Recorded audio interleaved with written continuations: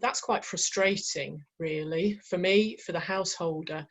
And it just struck me that maybe being able to feed back a little bit earlier on in the process, there could be things that might make it easier. Unfortunately, it might have an impact on my business turnover because I'll do less investigations, but it would generally lead to less frustration. So that's the reason for me doing this particular presentation. So in terms of what I'm actually going to be covering, I'm going to be looking at helping you to understand what you're ordering, the sort of high-level decisions that you need to think about when you're looking at replacing windows, important aspects, what the performance criteria are, and aspects of installation. This is not a presentation about how to install windows. It's really a stage back from that. And then I've got a couple of case studies that I'm going to talk about, which are sort of where investigations or remedial action has had to take place. Now, the emphasis of this session is really about windows. If you think about doors are sort of basically windows with less glass. When you think about them, they're in an opening, they've got the same issues. So hopefully you'll excuse it, but the main emphasis I'm giving this evening is on windows themselves, and that's what I'll be talking about most of the time. I'm also going to be using general principles, so I'm not going to be, you know, I don't, there's clearly a lot of you out there, and I don't know whether you're talking about whether you're taking a building to ENERFIT standards, so the passive house standard for refurbishment, or you might be looking at replacing one single glazed window with a double glazed window. So I'm talking about basic principles and things that you should be thinking about. I'm also going to avoid getting into jargon. Apologies for those of you that are technical experts out there. I know that hopefully Jonathan's put a poll up that sort of shows, you know, that will be asking who you are, whether you're householders or whether you're specifiers or whether you're in community energy groups. Do you want me to put the poll up, Diane? Yeah, that would be good. Yeah, just to sort of see what people are.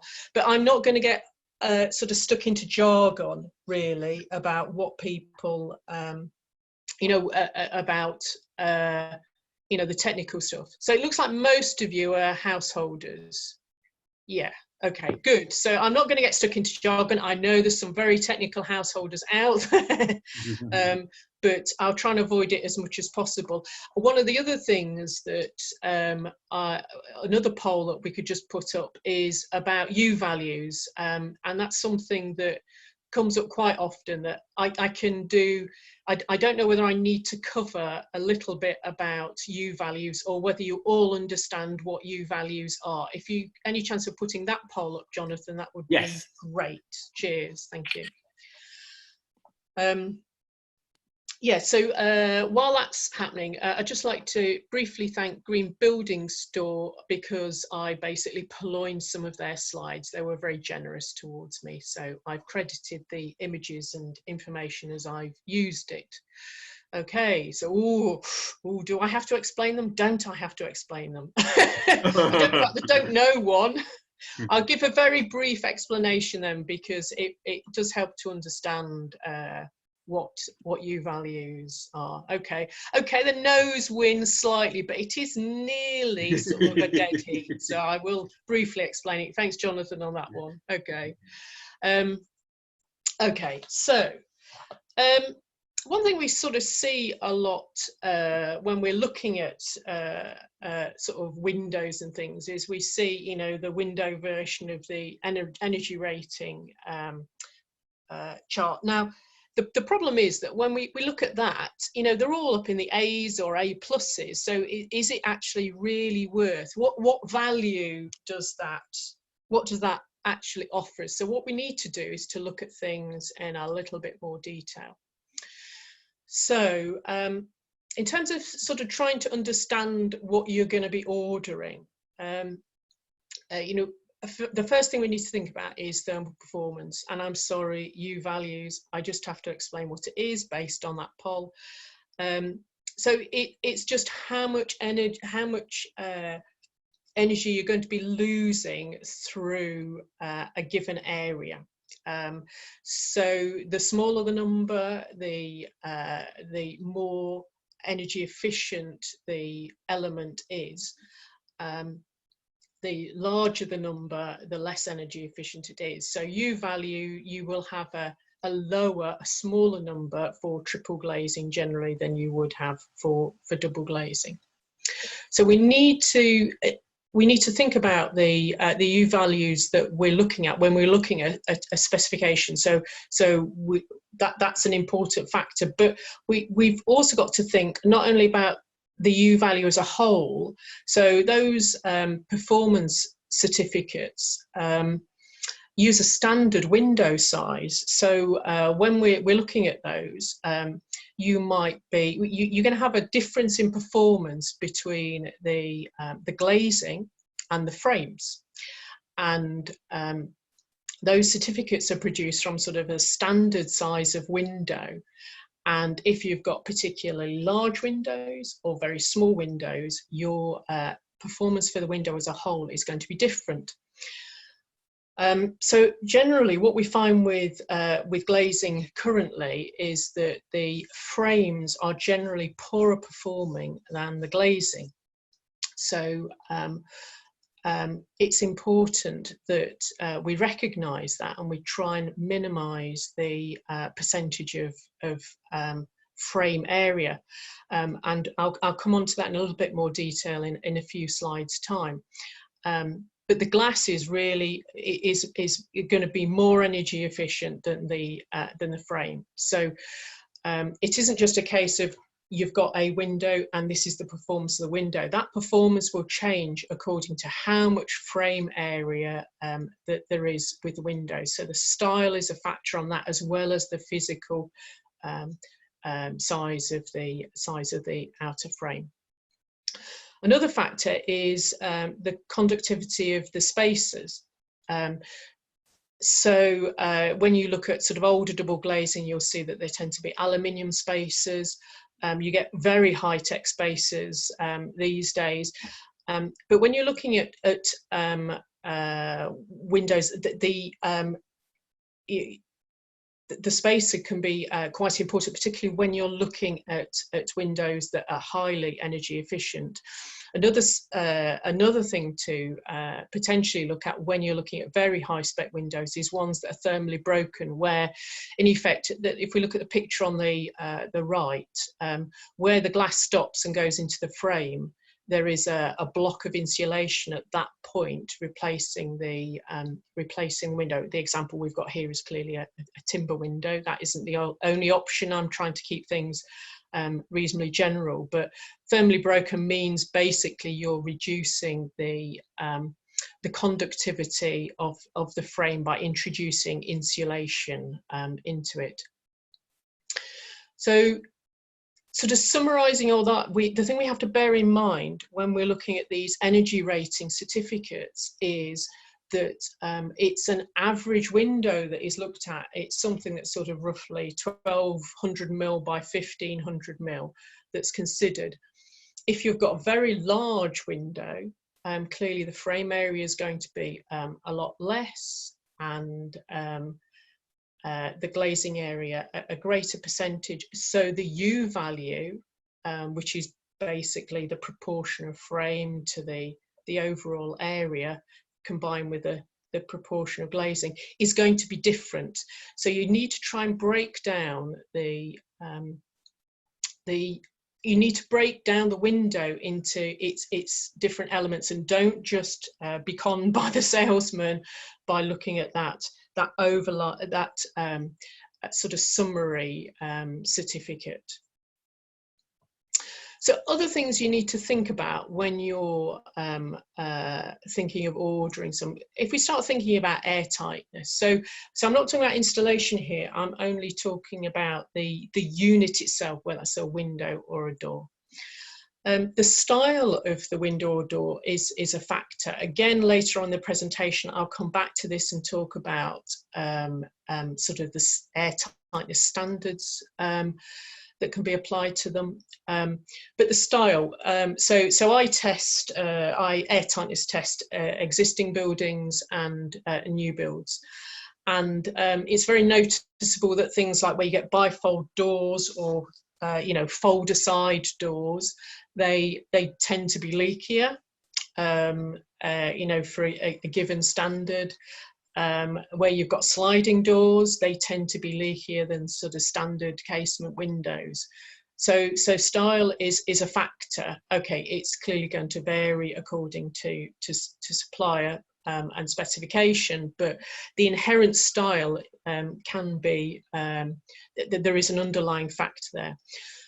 Then you've got to think about the window furniture and how it locks. So, and the seals, because clearly that combination is important. If there is a misplaced seal or it doesn't seal effectively in terms of airtightness, it's going to perform whatever it isn't going to perform whatever spec of glazing you've actually got. So investigating those in more detail is important. Also thinking about inward or outward opening. I know it sounds quite basic, but I mean, in the UK, our windows open out and our doors open in, generally speaking. And in other countries, the windows open in and the doors open out. There are clearly sort of advantages and disadvantages. So if you think about inward opening windows, say, okay, you've got the hassle that you maybe can't put stuff on your windowsill, that your granny's ornaments on your windowsill that you would put there if it was an outward opening window. But it does mean that things like you can reduce the exposed frame size outside, you can bring a thicker layer of insulation into the reveal, that sort of thing. So having a serious think about what is going to give you the best results for what you're looking for, what works for you personally, that's really something that you need to think about. In terms of thinking about coatings, it's pretty standard these days that low E, so low emissivity coatings, applied to sort of the one side of the glass that's within the makeup of the arrangement, whether it's double or triple glazed. That's pretty standard these days, but it's just make sure that it's there. You've got things like G value. Now what G value is how much light is actually let through the window. Now if you're looking at triple glazing, that physically lets through less light than double glazing. But it could be you're in a situation where maybe you want to reduce the solar gain, so you actually want to let less light through the window. So maybe if you've got a lot of south-facing glazing. Now that's influenced by the low E coating or maybe other coatings as well. But the G value is basically, it's sort of between 0 and 1. You're looking at something that's sort of 0.5, 0.7. It depends on the spec, but again, having a look at what you're buying and particularly being aware of that if you think you might have an overheating problem. So I mentioned before about doing these, or when I get called in to do these investigations, and the thing I find most commonly is that I'm doing these retrospectively. A household has rung me and said, I've got a problem. I can feel a draft through this patio door. I ordered a high spec thing, and I look through all the paperwork and I find that there's often not everything is there. So the thing to bear in mind is that the devil is really in the detail. If it isn't mentioned, assume you won't be getting it, whether that's low conductivity spaces. And whatever you get, make sure you get it in writing at the time, you know, that you're quoted the prices, so you can be clear of what spec you're actually ordering. So moving on to sort of higher level decisions. One of the things to sort of bear in mind is if you're remodeling your home is being careful about increasing the amount of glazing. I do passive house calculations, and I mean, glazing's great, you know, it lets the sun shine in, but there is a temptation to have loads of glazing, and we need to bear in mind that the issues that that's going to create are, you know, the glass will have a poor performance compared to the wall that it replaces. So that U value will be a lot worse than the wall, whether it's, you know, just cavity wall insulation or we're going to exterior wall insulation. So you know, do we really need to have an excessive amount of glazing? The other thing is the overheating risk that it could create. There's nothing worse than, you know, the room that you hope is your living room to be too hot for long periods through the summer. The ideal really is if you can model that situation, you know, with a passive house planning package or something like that, and then you're anticipating it. You could do something like use the lower G, the lower transmission glazing, to maybe help to overcome it, or put in some shading outside maybe, but anticipate it really, have a look at it. The Passive House Trust sort of have a rule of thumb on their website that the window area shouldn't represent any more than sort of 15% or so of the treated floor area. I've heard other people use lower percentages. When you look at Part L, you know, it's, you know, you're aiming to, and extensions and things, you're looking at below 25%. But really, it just think about it, explore it a bit more when you're looking at potentially remodeling your home. So then we sort of start thinking about style, and then we're looking at frame percentage versus performance versus cost. So this is one of the slides that Green Building Store have kindly let me use, and I think this is a great summary. They're using the sort of standard size. That dimension at the top is the size that's used for those energy performance certificates for windows. And what you can hopefully see here is, you know, we've got those 4 styles of windows. The first thing that sort of strikes, if we go to the second row where it says glass, we've got a glass area on the one on the left of 76%. And as we move over towards the right, we can see that it drops to, you know, 56% glass across the whole area. So what I was saying before about the impact of the poorer performance of the frame, that has an implication for the U value as a whole. So the UW is the U value for the window as a whole, above the top figure there. So we can see the implications for the U value. So over on the left, that straightforward window, which I think is a fixed window, you've got a U value of 0.79, and then it drops to, well, it nearly it almost doubles, doesn't it, depending on the layout on the right. And not only that, not only do you get the poorer performance, you look at those figures at the bottom cost-wise. So really seriously thinking about the style that we're using will have an implication not only on the performance, but also how much things are going to cost us. So moving sort of on to glazed doors. We've got sort of a similar situation.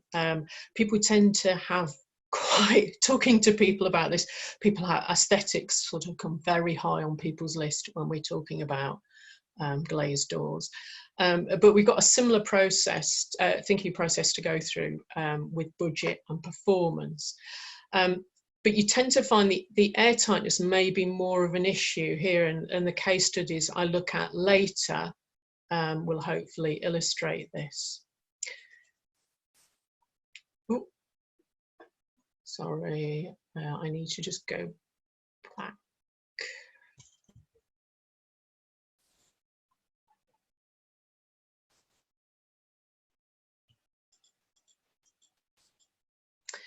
Okay, so what we've got here is 4 different options for sort of glazed doors in various forms.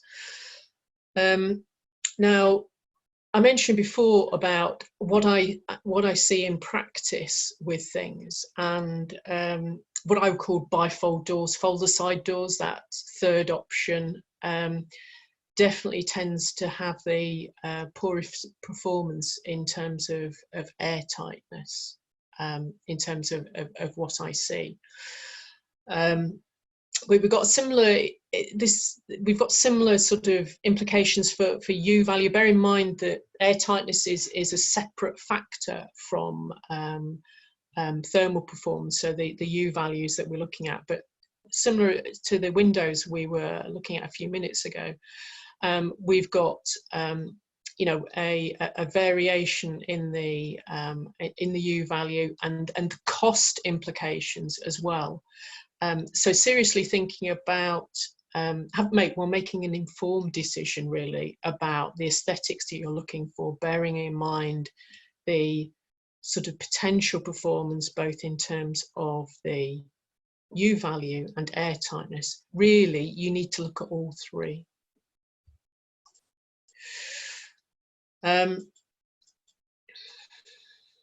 And what we've got on this slide is a comparison with a lift and slide door set as well. And you know, when we're looking at the cost side of it, again, you can see the implications. In terms of airtightness, I find in practice that in terms of ranking, the double door set, they're usually pretty good in terms of airtightness.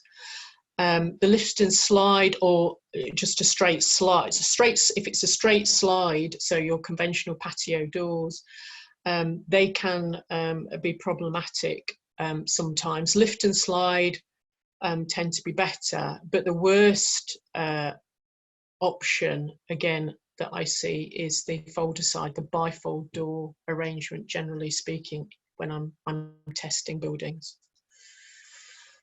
So in terms of other things you need to think about, I would strongly suggest that you think beyond your windows, think beyond this current thing that you're focused on, and you get a whole house sort of planned together. It would be great if you do it through the My Home Energy Planner, but it could be something that you know, proceed with on your own or with somebody else. Because it's important that you think about what are the measures you're going to be doing in the future, so that you get that optimal sequence for stuff and you get things in the right places. So thinking about, say, you know, the link with windows and external wall insulation, so that the windows are in the best position that they can be in the depth of the wall. Things like you make sure that there's enough frame on the windows so that when you fit external wall insulation and they're outward opening windows, you can actually still open them. That sort of thing. So thinking beyond what you're, just this particular issue, thinking beyond just the windows.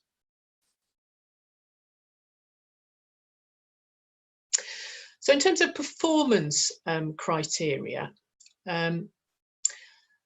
it's difficult when you're looking at stuff in situ to confirm performance. I mean, I've got some U-value sensors that it says you can measure glazing on it. It's a right pain to try and do it.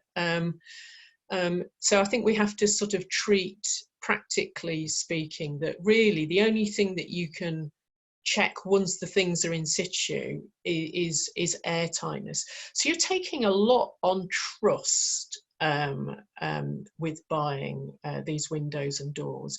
So key to that is buy from a reputable supplier.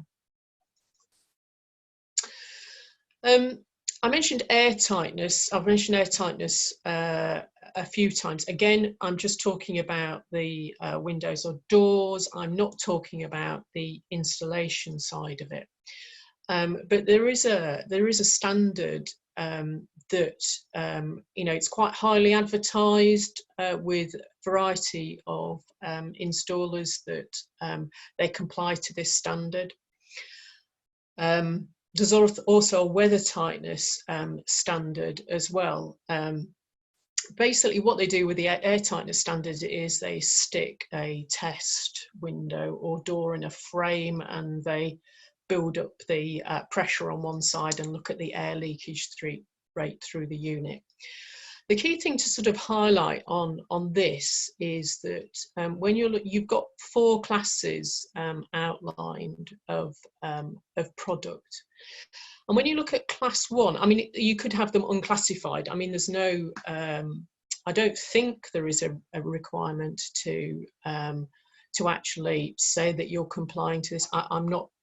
Don't hold me to that. I'd have to look into it, but look at the scale that we're working to here. So class 1, we've got a figure of 50 there. That's 50 meters cubed per hour per meter squared of the area of the window or door at a certain pressure difference.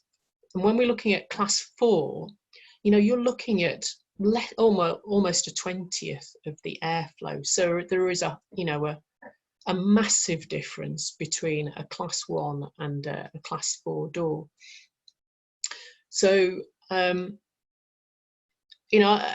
a lot of the investigations I do, people have specified high specification, class 3 or class 4 items, and then they've had some issues.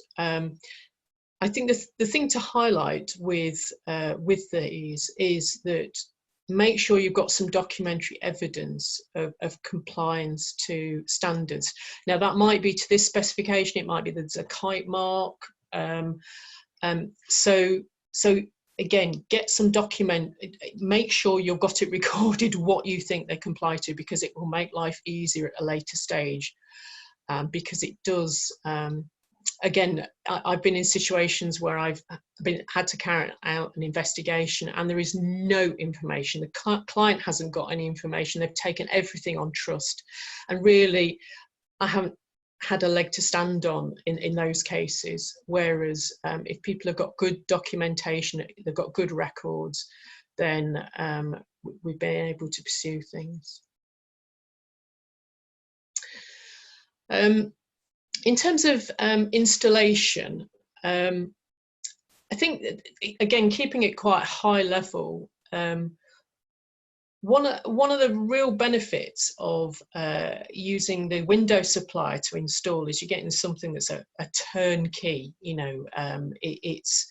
They've done everything on it.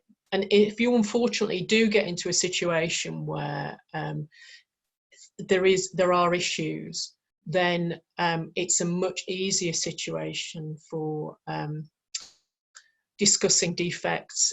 Clearly, it's down to talking to one party. Again, I've been in situations where the client has maybe bought or purchased things directly and then got an installer to fit them. So it's a lot easier if it's a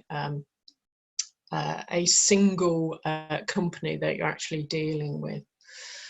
If you're talking about installation, get confirmation from them of how they're actually going to be fixing the windows into place, and how airtightness will be dealt with. Again, you know, it's quite common to see, you know, it just says installation on the quote. So really explore it so that you can, you're clear about it. You know, I've been in a situation where this has been in a new build property rather than a refurb, but you know, I've turned up to do an intermediate test. So when the build is partway through and the airtightness layer is complete, and you know, the client spent, you know, tens of thousands on triple glazing, and I do an airtightness test and they're barely held in place, and they felt that that was acceptable. So really get everything clear, get it documented if that is possible. Of course, it's not always been like this. I'm just mentioning the difficult ones, unfortunately. When we're thinking about installation, physically getting the windows positioned in the right place is important.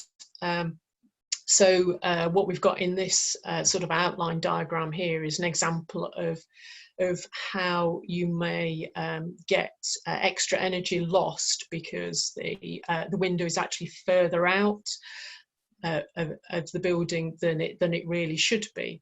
So you spent a lot of money on your triple glazing, you've made sure it's got really good spacers and everything else, but if it's physically fitted too far out, then you'll find that there's a route for the heat to leave more easily. Whereas the ideal location would be where the window being in line with where the insulation is. So again, you know, exactly where that's going to be depends on what you're doing. But thinking about it, avoiding the thermal bridging or reducing thermal bridging issues is important.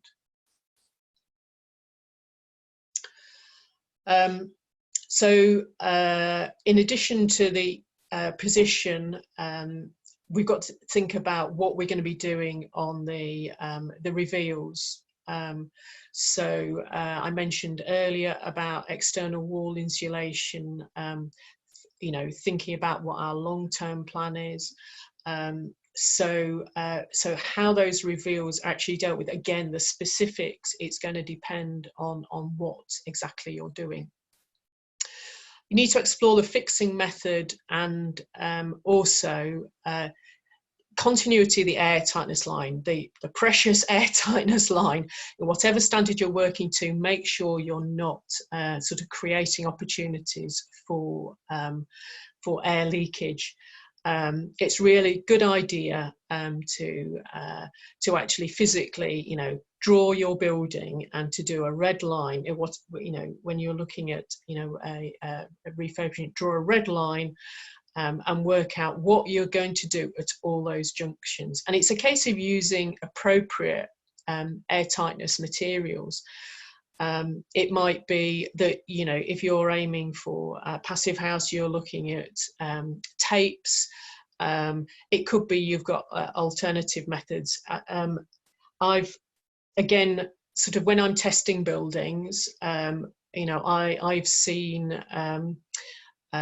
you know, you see good taping, but you also see bad taping, you know, and there can be air leakage problems there. I'm sure Liam will quite happily deal with questions specifically on that at the end.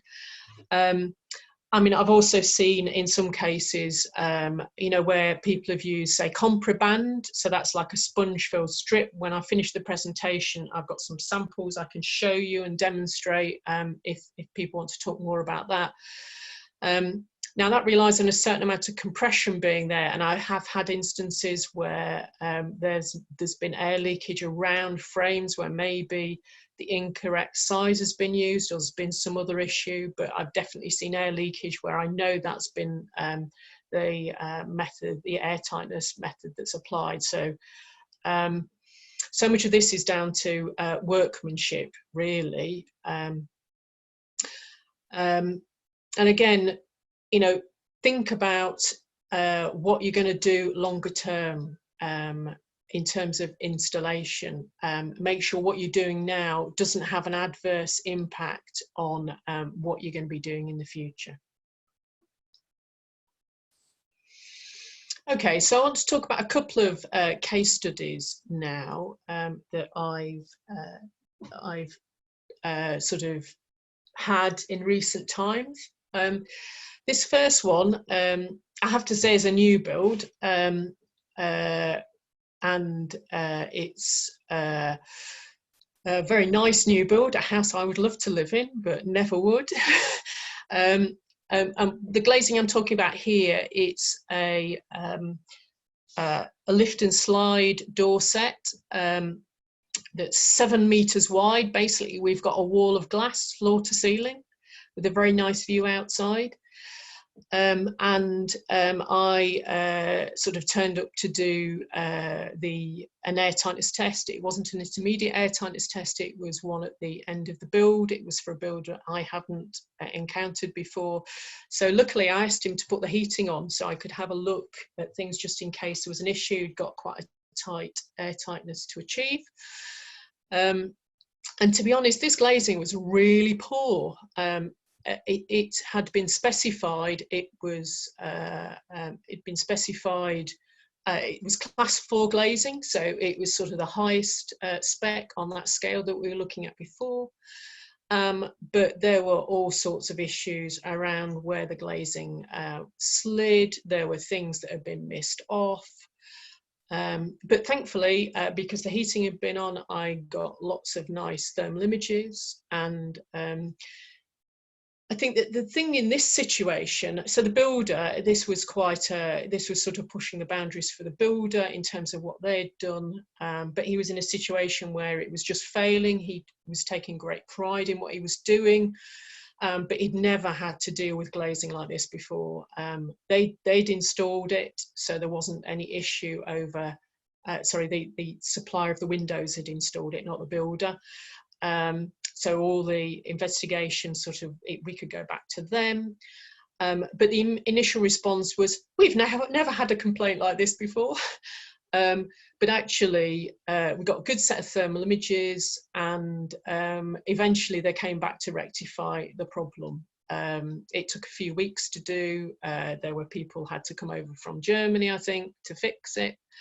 But it made a real difference when we retested the building. And I could see, I did another set of thermal images, and I could see the impact it was having. So, we were seeing on the sliders, we were seeing on the door handle, or around the door handle, all over the place. But because we referred to in the spec, when we routed through, we could see it was class 4. And I could see that what I was seeing didn't comply to that standard of glazing. So I was able to assist the builder in that instance to get it dealt with. This is a more basic one where we're looking at a more straightforward lift and slide door, sort of a more normal scale. But I mean, this property, it's sort of a sort of 60s or 70s house that's had external wall insulation, complete refurb. It's had an extension, so a lot of money spent on it. This glazing again was class 4. It had been specifically chosen by the householder because of the specification, and it opened straight onto their main sitting space. Unlike the other one where the glazing had just been fitted, this householder had been trying to pursue things with the supplier for quite some time, and was basically being told that they were imagining the problem, that there was air leakage. What I did, again, sort of using thermography, there was clearly air leakage problems to be seen when the building was depressurized. Sorry, I didn't explain. When I'm airtightness testing, for thermography, I would depressurize the inside of the building. So we're pulling cool air, we're pulling air from outside into the building. Assuming it's colder outside, you see these cold trails of air on the thermal imaging camera. So yeah, so what we're seeing on the right there is the sort of center of the picture that we're seeing on the left hand side, and we've got pretty low temperatures that we're seeing where the air is actually coming through. So what I actually did in this instance was I tested the building twice. I covered over the offending opening with some plastic. Well, I actually did the test for the whole building first, and then I covered it over with some plastic and noted what the difference was. And that was quite interesting. What that did was that quantified the problem. So I could actually look at the airflow difference, and then I projected that to the test, the test pressure that EN standard operates at. And the conclusion in this particular instance was the patio door definitely didn't conform to class 4. In fact, it failed to conform to class 1. It was that leaky, so it was you know, nearly 20 times worse than it should actually have been. Unfortunately, as far as I'm aware, this situation is still ongoing. That with that particular door supplier. So getting it right in the first case, you know, the specifications. I do as much as you can before you actually start doing stuff on site. So what I've tried to do is to sort of get you thinking, not necessarily about how you install it, but the things that you have to do before that, and the things that you need to think about. And if any of you sort of want to talk to me in more detail about sort of any aspect of this, or maybe you've got some problem doors or windows, you can get in touch with me here. Diane, I've got the third poll. Sorry?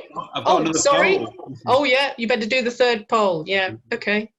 Do you want to introduce it? Yeah, okay. So, who's had problems with doors or windows that they've not been satisfied with? Clearly, the yes ones were quicker off the mark.